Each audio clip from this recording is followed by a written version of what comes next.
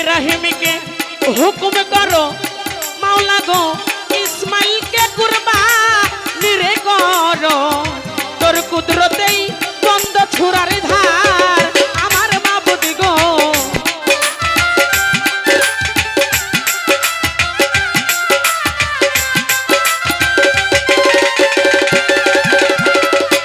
ওরে তোমার ইব্রাহিমকে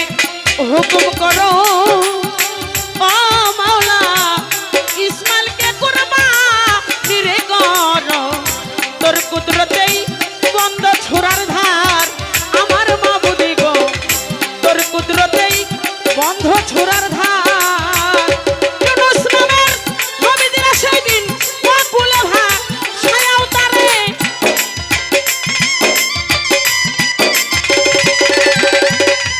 ইউনূস নামের নবীরে কুলে ভাসাইয়াও তারে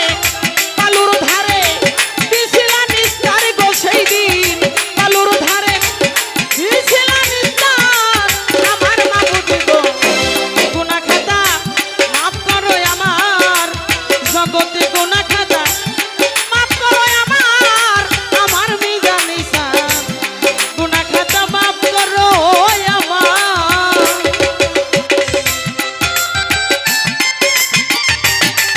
আরেকটা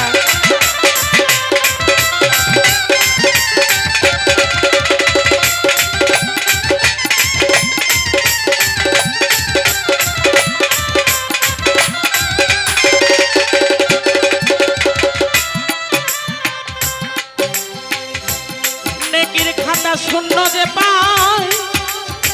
ও মাওলা পাপের খাতা পূর্ণ যে তাই আমার উপায় কি হবে বলো না আমার মাবুদ গো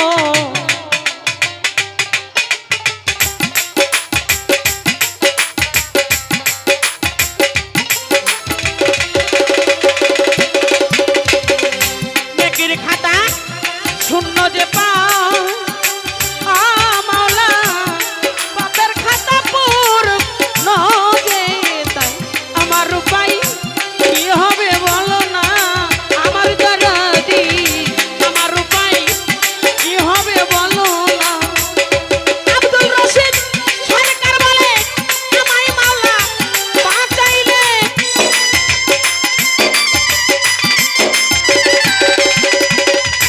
আব্দুল রশিদ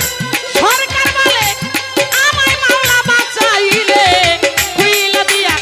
জেলখানার দুয়ার গো একদিন খুইলা দিয়া জেলখানার দুয়ার আমার মাবুদ গো গুনাহ খাতা মাফ করো আমার জগতে গুনাহ খাতা মাফ করো আমার আল্লাহ করো গুনাহ খাতা মাফ করো আমার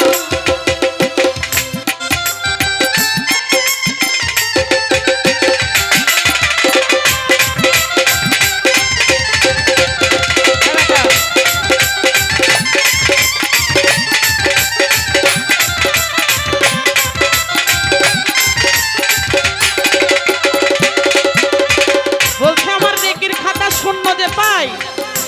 পাপের খাতা পূর্ণ যে তাই আমার উপায় কি হবে বলো না ভেবে কই রশিদ সরকারে